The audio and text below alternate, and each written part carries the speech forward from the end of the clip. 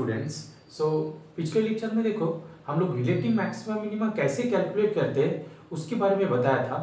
इस लेक्चर में हम लोग एक अंडरस्टैंडिंग लेंगे कि जियोमेट्रिकली इसको अंडरस्टैंडिंग करने की कोशिश करेंगे क्यों रिलेटिव मैक्सिमा का जो फॉर्मूला है ओके वो क्यों होता है ओके और क्यों काम करता है। Fine. So relative maxima minima देखो जो मेन स्टेप हमने बताया था, तो पहले स्टेप में हम लोग को क्या करना पड़ता है कि f dot X is equal to zero मानना पड़ता है। इसका मतलब है जो डेरिवेटिव है उसको हम लोग डेरिवेटिव जीरो कर लेता हूँ फर्स्ट डेरिवेटिव को। तो ऐसे क्यों करता हूँ कि फर्स्ट डेरिवेटिव को जीरो कर लेता हूँ, या सेकेंड डेरिवेटिव का वैल्यू जब ग्रेटर देन जीरो होता है वो मिनिमम देते हैं, लेस देन जीरो होता है वो मैक्सिमम देते हैं, या जब जीरो देते डबल डेरिवेटिव का वैल्यू जब जीरो हो जाता है तो टेस्ट फेल हो जाता है, ठीक है ना। तो फिर हम लोग और कुछ डिस्कशन करता हूँ कि फर्स्ट डेरिवेटिव का जो नेचर है वो पॉजिटिव टू नेगेटिव गया या नेगेटिव टू पॉजिटिव गया, या उसका साइन चेंज नहीं हो रहा है, ये सारे कुछ देखता हूँ। तो इसके पीछे रीजन क्या है, थियोरेटिकली ज़्यादा हम लोग डिस्कशन नहीं करेंगे, लेकिन जियोमेट्रिकली इसको अंडरस्टैंडिंग करने की कोशिश करेंगे। तो देखो हमने दो डिफरेंट सिचुएशन ले लिया। एक में हमने ले लिया मैक्सिमम वाला, ओके, तो C1 में देखो यहाँ पे मैक्सिमम मिलेगा और यहाँ पे C2 में मिनिमम मिलेगा यहाँ पे। तो ऑब्जर्व करो कि हमने जो मैक्सिमम वाला केस लिया, ओके, मैक्सिमम केस जब लिया इसका नेबरिंग पॉइंट सोचे, इसका नेबरिंग पॉइंट यहाँ पे सोचे, यहाँ पे हमारा जो टेंजेंट है, ओके, ये जो टेंजेंट है यहाँ पे देखो जो एंगल होगा ये एंगल 90 डिग्री से कम होगा। याद करो कि डेरिवेटिव का ज्योमेट्रिकल मीनिंग क्या था कि फर्स्ट डेरिवेटिव जो है उसका ज्योमेट्रिकल मीनिंग ये है कि that gives slope of the tangent. तो टेंजेंट का स्लोप देख ले, तो यहाँ पे मान लो ये जो लाइन है यहाँ पे मान लो थीटा एंगल किया, ओके, तो ये जो tan थीटा है, tan थीटा का वैल्यू जब 0 to 90 डिग्री है, 0 to 90 डिग्री होता है तब tan थीटा का वैल्यू ओके पॉजिटिव होगा, ग्रेटर देन जीरो होगा, और tan थीटा का वैल्यू जब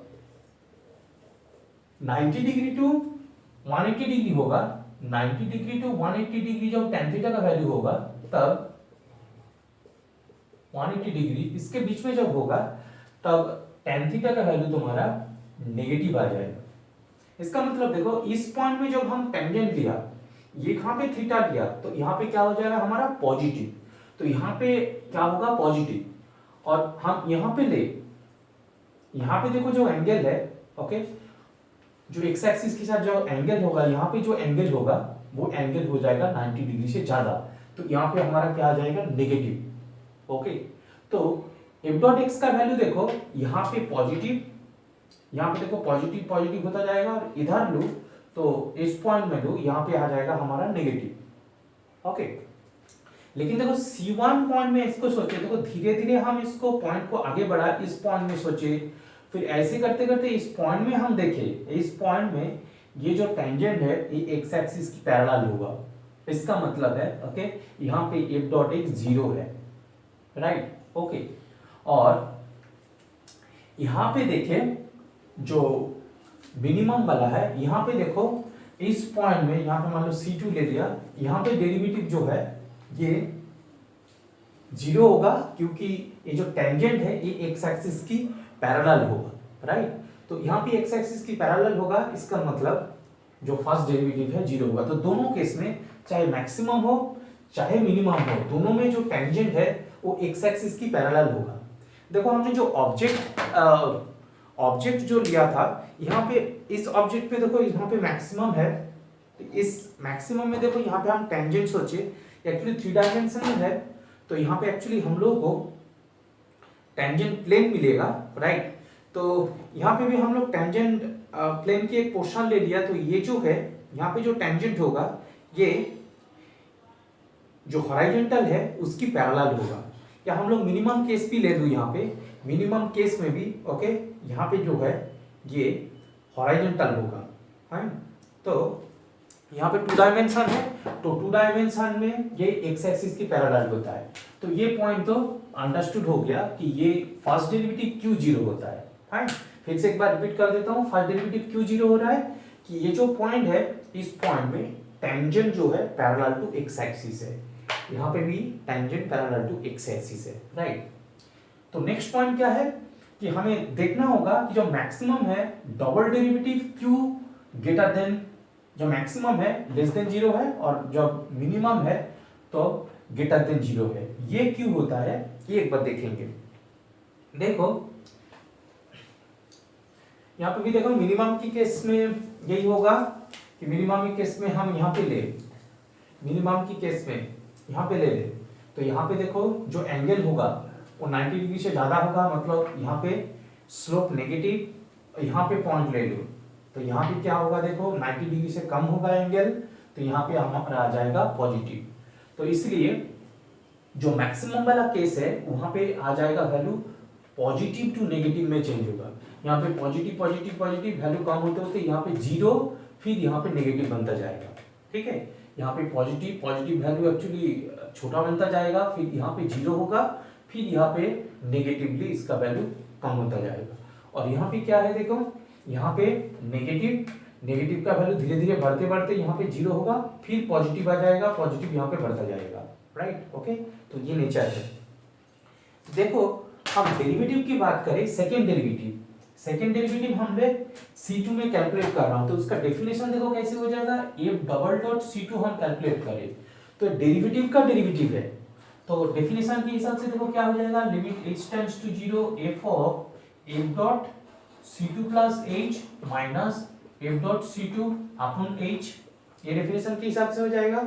यहाँ पे देखो f डॉट C2 ये फर्स्ट डेरिवेटिव, ये तो जीरो बन गया, तो ये वैनिश हो गया, ये जीरो बन गया, तो बाकी कितना बच गया, ये वाला एक्सप्रेशन बच गया। देखो यहाँ पे मैक्सिमम होगा तो C2 प्लस h को मान लो हम पॉजिटिव मान लिया, h को पॉजिटिव मान लो, तो क्या हो जाएगा C2 plus h divided by h, तो C2 प्लस h मतलब ये वाला पॉइंट, यहाँ पे क्या होगा इसका वैल्यू नेगेटिव, तो देखो इसका वैल्यू क्या आ जाता है हमारा लेस देन जीरो, ठीक है। और h को मान लो हमने नेगेटिव मान लिया, h को नेगेटिव माना, h को मान लो यहाँ पे नेगेटिव मान लिया, तब देखो क्या हो रहा है, h नेगेटिव माना तो C2 माइनस h कहां पे होगा, यहाँ पे, ओके।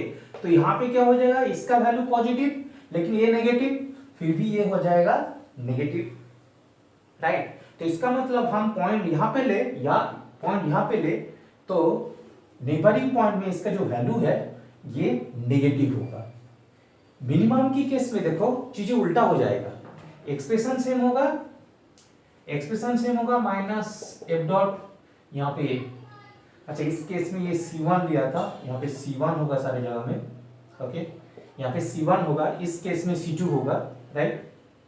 तो इसको रिवर्स कर लेना, ये C1 होगा, इस केस में ये C2 होगा, राइट। तो यहाँ पे C2 होगा, इस केस में हम सोचे तो C2 आ जाएगा। तो देखो f डॉट C2 इसमें ये तो जीरो बन गया, तो इसको हटा देता हूं, राइट, ये हटा दूं और मान लो h को हम पहले ग्रेटर देन जीरो सोच लिया, तो क्या आ जाएगा C2 plus h divided by h, ये पॉइंट कहां पे आ जाएगा, यहाँ पे, तो इसका वैल्यू देखो पॉजिटिव है, यहाँ पे जब हम लेंगे तो इसका जो वैल्यू आ जाएगा पॉजिटिव, राइट। तो यहाँ पे पॉजिटिव आएगा और ये पॉजिटिव है, तो ये दोनों मिला के बन जाएगा पॉजिटिव मिनिमम की केस में, राइट। एंड जब मान लो हमने h को नेगेटिव मान लिया, h लेस देन जीरो, अच्छा देखो यहाँ पे जो पॉजिटिव ले रहा हूं तो मतलब लेफ्ट हैंड लिमिट की बात कर रहा हूं, और जब जब h को पॉजिटिव लेंगे तब राइट हैंड लिमिट, और h को जब नेगेटिव लेंगे तब हो जाएगा ये लेफ्ट हैंड लिमिट, तो वही left hand limit right hand limit को डिस्कशन कर रहा हूं। और h को लेस देन जीरो ले लिया मतलब नेगेटिव ले लिया, तो ये वाला पॉइंट यहाँ पे आ जाएगा, तो इसका मतलब देखो ये भी नेगेटिव और ये भी नेगेटिव, तो दोनों मिला के पॉजिटिव बन गया। तो देखो ओके, इस ज्योमेट्रिकल अंडरस्टैंडिंग से ये पता चल रहा है कि डबल डेरिवेटिव से हमें रिजल्ट क्यों मिला यहाँ पे, राइट। तो डबल डेरिवेटिव में देखो f डबल डॉट x जब मतलब f डबल डॉट C1 जब लेस देन जीरो हो जाएगा तब हमें मिलेगा ओके मैक्सिमम, और जब C2 पॉइंट दिया यहाँ पे तो f डबल डॉट C2 ये जब ग्रेटर देन जीरो होगा तब हमें मिलेगा मिनिमम, ओके। तो ज्योमेट्रिकली ये चीज पता चल रहा है कि क्यों ये जो सेकंड डेरिवेटिव से हमने चेक कर रहा हूं ये दिनों क्यों काम पे आता है, ये पता चल गया। नेक्स्ट एक लास्ट वाला केस रह गया जहाँ पे जो डबल डेरिवेटिव है जीरो बन जाता है। तो वहाँ पे डबल डेरिवेटिव जीरो जब होता है तब हम लोग को चेक करना पड़ता है कि वो पॉइंट ऑफ इन्फ्लेक्शन कब बनता है। तो पॉइंट ऑफ इन्फ्लेक्शन डिस्कशन करने के लिए एक हमने पर्टिकुलर फंक्शन ले रहा हूँ जहाँ से हमें डिस्कशन करना इजी होगा। तो उसको देखो हमने क्या ले रहा हूँ, एक फंक्शन ले लिया, मान लो एज एग्जांपल हमने फंक्शन ले लिया y equal to X cube, ये वाला फंक्शन। इस फंक्शन का ग्राफ कुछ ऐसे होगा। इस फंक्शन का ग्राफ हम सोच के देखें, ये कुछ ऐसे होगा, एक्स एक्सिस के आसपास आके ऐसे चला जाएगा। तो यहाँ पे देखो इसको कैलकुलेट करोगे, इसका जो टेंजेंट है वो एक्स एक्सिस ही होगा, राइट। और इसका जो डबल डेरिवेटिव है, देखो हम यहाँ को f डॉट एक्स कैलकुलेट करूँ आ जाएगा 3x², और f double dot X calculate करूँ आ जाएगा हमारा 6x। और यहाँ से क्रिटिकल पॉइंट कैलकुलेट करूँ, क्रिटिकल पॉइंट आ जाएगा देखो x equal to 0, 3x² equal to 0, तो 3x² इक्वल टू 0 तो आ जाएगा हमारा x इक्वल टू 0। तो x इक्वल टू 0 हो जाएगा हमारा क्रिटिकल पॉइंट। लेकिन देखो इसका डबल डेरिवेटिव हम कैलकुलेट करें 0 में तो ये 0 बन गया, राइट। तो यहाँ पे हम लोग देखूंगा, देखो कि यहाँ पे हमने टेंजेंट कैलकुलेट किया, यहाँ पे टेंजेंट कैलकुलेट करो तो यहाँ पे जो एंगल है ये आ जाएगा 90 डिग्री से कम, तो यहाँ पे आ जाएगा पॉजिटिव। देखो यहाँ पे भी हम टेंजेंट कैलकुलेट करो तो यहाँ पे भी जो एंगल है, ओके, ये भी आ जाएगा 90 डिग्री से छोटा, तो यहाँ पे भी आ जाएगा पॉजिटिव। तो यहाँ पे देखो आ जाएगा हमारा पॉजिटिव पॉजिटिव। तो यहाँ पे देखो जब हम 0 पॉइंट की लेफ्ट में राइट में वैल्यू कैलकुलेट करेंगे, ओके, तब हम देखूंगा कि जो f डॉट एक्स है, ओके, f डॉट एक्स है, यहाँ पे क्या हो रहा है, पॉजिटिव टू पॉजिटिव, मतलब क्या है, ओके, साइन चेंज यहाँ पे नहीं हो रहा है, ओके। तो या पॉजिटिव टू पॉजिटिव या नेगेटिव टू नेगेटिव ऐसे वैल्यू जा रहा है, ठीक है ना। तो देखो यहाँ पे f डॉट एक्स 3x² है, तो हम यहाँ पे x को थोड़ा सा नेगेटिव ले लूँ या थोड़ा सा पॉजिटिव ले लूँ, इसका वैल्यू हमेशा पॉजिटिव जा रहा है, ज्योमेट्रिकली ये ट्रू है। तो यहाँ पे देखो कोई मैक्सिमा मिनिमा नहीं है, तो it is a point of neither maxima nor minima.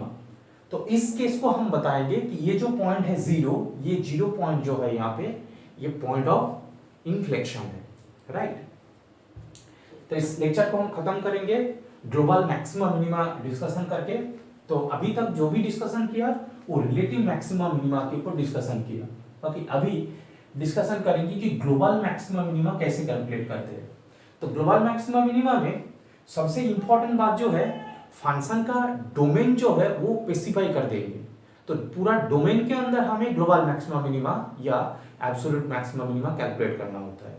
सो मान लेता हूं कि y equal to f of x a function given है, ओके, और इसका डोमेन गिवन है a b। तो हम लोग का पहला काम क्या होगा, क्या क्या स्टेप्स हम लोग फॉलो करेंगे। तो पहला स्टेप में हम लोग क्या कैलकुलेट करेंगे, calculate relative maximum and minimum, right. तो पहले हम लोग क्या करेंगे, रिलेटिव मैक्सिमा मिनिमा जितना भी मिलता है, ओके, उसको पहले कैलकुलेट कर लेंगे। मान लो हमें जो रिलेटिव मैक्सिमा मिला वो है capital M1, capital M2 and so on, ये मिल गया हमें। और जो मिनिमम मिला मान लो वो मिल गया small m1, small m2, small m3 and so on, ठीक है, ये हमें मिला, राइट। तो ग्लोबल मैक्सिमा कैलकुलेट करने के लिए नेक्स्ट स्टेप क्या होगा, ग्लोबल मैक्सिमम कितना हो जाएगा, that will be maximum of this value. तो हम लोग क्या करेंगे, जो भी वैल्यू कैलकुलेट किया उसको रखेंगे, m1, m2 and so on, इसको रखेंगे, small m1, small m2, small m3 and so on, इसको रखेंगे। इसके साथ जो इंपॉर्टेंट चीज रखेंगे वो है f of a, f of b, ये दो वैल्यू के साथ में लेंगे। जो भी रिलेटिव मैक्सिमा मिला और f of a, f of b, मतलब ये जो फंक्शन है, इस फंक्शन का जो एंड पॉइंट्स है ये भी, वो एंड पॉइंट्स का वैल्यू हमें यहाँ पे लेना होगा। इसका जो भी मैक्सिमम मिलेगा वो हो जाएगा हमारा ग्लोबल मैक्सिमम। सेम चीज होगा, जब ग्लोबल मिनिमम कैलकुलेट करेंगे, ग्लोबल मिनिमम जब कैलकुलेट करेंगे तो वहां पे मैक्सिमम की जगह हमें मिनिमम ले लेना पड़े, तो हम लोग क्या करेंगे यहाँ पे मिनिमम ऑफ, ओके सेम चीज आएगा यहाँ पे, हम ले लेंगे जितना रिलेटिव मैक्सिमम मिल गया, से capital M1 capital M2 and so on, then small m1 small m2 and so on, okay then last में लेना है हमें f of a f of b, ये दोनों का वैल्यू, तो इसका जो भी मिनिमम होगा वो हो जाएगा हमारा ग्लोबल मिनिमम, राइट। तो रिलेटिव मैक्सिमम मिनिमम में इंपॉर्टेंट पॉइंट्स ये है कि वहां पे हो सकते कि डोमेन दे या डोमेन ना दे, ओके उससे कोई मतलब नहीं है हमारा, लेकिन जब ग्लोबल मैक्सिमम मिनिमम कैलकुलेट करने देंगे तो क्या होगा कि ये डोमेन मेंशन करेंगे, तो डोमेन मान लो मेंशन नहीं किया और एब्सोल्यूट मैक्सिमम मिनिमम कैलकुलेट करने के लिए बोल दिया, तब तुम्हें डिसाइड करना पड़ेगा कि उसका डोमेन क्या है, बट नेचुरली ये गिवन होता है, राइट। तो मेनली इस लेक्चर में हम लोग जियोमेट्रिकली चीज को देखा, थियोरेटिकली में हम लोग ज्यादा डिस्कशन नहीं किया, जियोमेट्रिकली देखा कि जो भी रिलेटिव मैक्सिमम मिनिमा का फॉर्मूला है, ओके वो क्यों काम करता है, right. So that will be important aspect and I hope that will clear the point of inflection point, ठीक है। पॉइंट ऑफ इन्फ्लेक्शन ज़्यादा टिपिकल होता है और बच्चों को ये ज़्यादा कंफ्यूजन आती है, राइट। तो इस जियोमेट्रिकल अंडरस्टैंडिंग को, राइट, एक बार समझ लो तो देखोगे ये चीज़ क्लियर हो जाएगा, right. So I hope that you are getting the lecture.